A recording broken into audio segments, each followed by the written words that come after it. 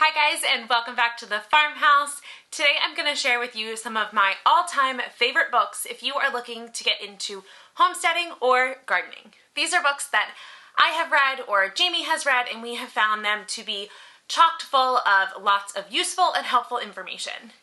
If you are new here or if we haven't met before, I am Deanne from Hummingbird Acres, and this is our place to share our homesteading adventures with you guys, gardening, from scratch cooking, natural living, and just pure family fun. We're so excited that you are here, and let's dive right into these books.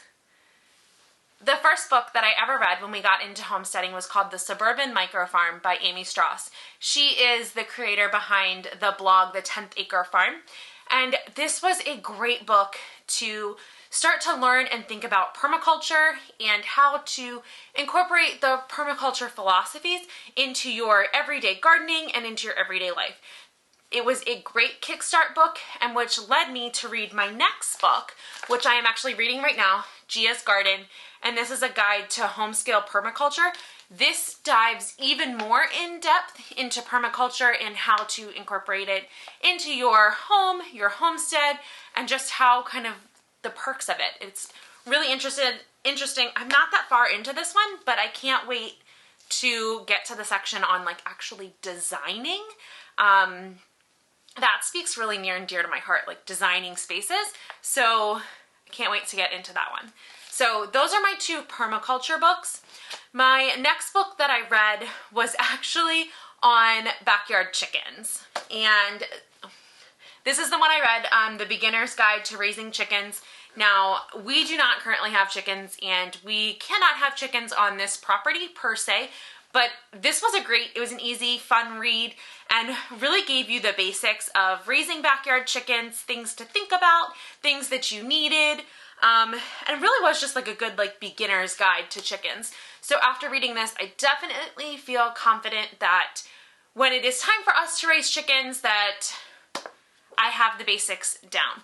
That is not to say that I won't read another chicken book, but this one was a good one to start with.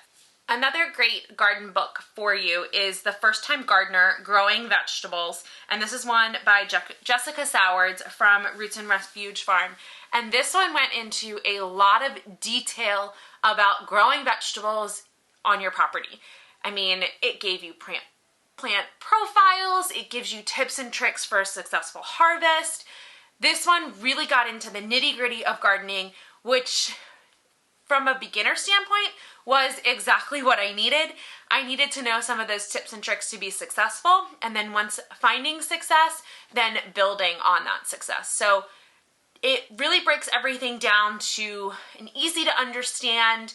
It doesn't have a lot of technical terms in it, and if it does, she breaks them all down for you. So I highly recommend that book. It was an eye-opening and very, very informative for me. I also loved the book Vegetables Love Flowers by Lisa Mason Ziegler, and this one just really was confirmation for me that growing flowers alongside your vegetables was a win-win for everyone. And it really broke down for me why it was a win-win and some of those key flowers to make sure that I grew.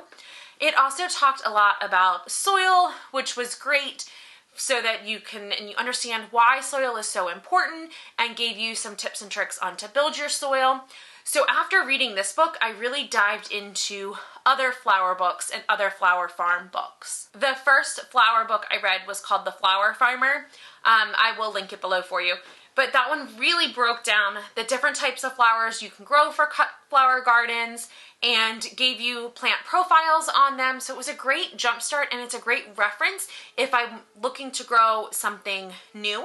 And it was a great follow-up to Lisa Mason Ziegler's book, Vegetables Love Flowers. The Cut Flower Garden by Florette Flowers is another great cut flower garden book if you are looking to get into cut flowers. She is a gardener in I think it's Oregon or Washington State, but she breaks down a lot of the flowers too, and some of the tips and tricks one of the big things I took away from her is growing in landscaping mesh, which saves us time when it comes to weeding and just keeping everything so it looks nice and pretty.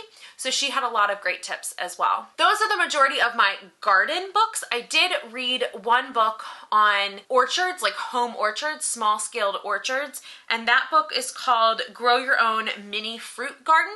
And that was a great book to like get our feet wet with apple trees and blueberry bushes and raspberry and blackberry bushes. So that was a good one to like just get our feet wet in the whole home orchard realm. So those are some great gardening books for you. I am going to list them below. If you have another garden book that you absolutely love, leave it in the comments for me. I love reading and I'm always looking for something new to read. There are a couple of books that I have found really useful when it comes to from scratch cooking and just using what we are harvesting from the garden in our kitchen and for our meals. And the first one is Artisan Sourdough Made Simple. This book goes into great detail all about sourdough. It gives you a lot of great recipes for sourdough, troubleshooting if you are having problems with your sourdough. It is a great book to get and to read if you are starting a sourdough starter, if you want to bake with sourdough, or if you're just curious about sourdough. If you are growing anything in your garden, you are most likely going to need to preserve it in some way so that you can have it for another day. So I recommend any ball canning book that you can find.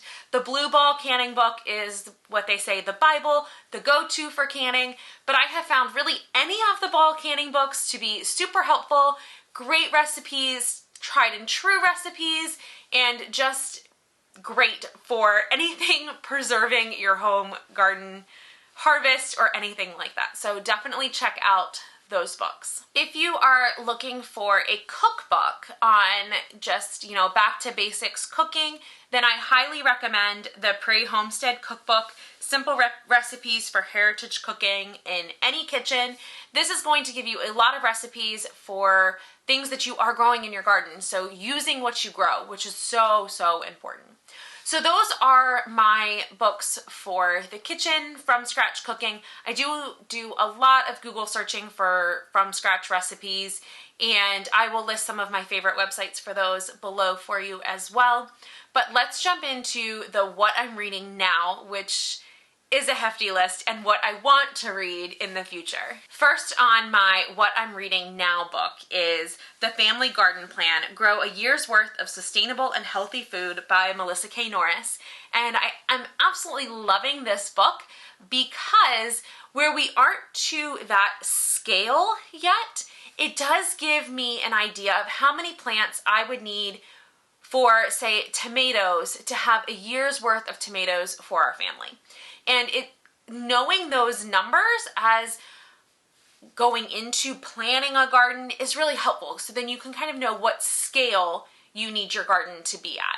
So I love this book and loving the downloadable worksheets that go with it to really take note of how much you actually need to grow in order to be self-sustainable when it comes to fruits and vegetables. So that's a great one. I also just got Rooted by Justin Rhodes, and this is a very encouraging book, encouraging for anyone looking to get into the homesteading space and get into gardening. It's very encouraging and a great read so far. Not done with it yet, but so far it's been really a good read. Some of my in the future reads that I cannot wait to tackle, but I am waiting just a little bit until we are ready to tackle them so that I can remember everything. The first one is Polyface Micro, and this is growing livestock on a homestead scale. I can't wait to read this one, especially when we start to add chickens and pigs and cows to our property. I'm really, really interested in this one. Talking more about cows, keeping a family cow.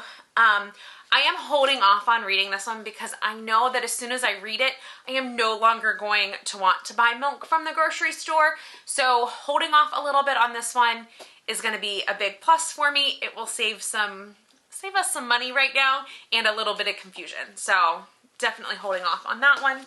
And then this one, Jamie has read, but I have not read yet, and this is The Beekeeper's Bible. We do eventually want to keep honeybees on our property. So Jamie found this one really useful and I can't wait to read it as well. We currently keep a lot of pollinators, we currently have a lot of pollinators on our property, monarch butterflies, mason bees, and some of those, and I will link some of those books below for you. Those are books I read years ago. We've been helping pollinators for many, many moons, so I will link those below for you. But I hope you found some ideas and some books to add to your Amazon cart if you are looking to get into homesteading or gardening.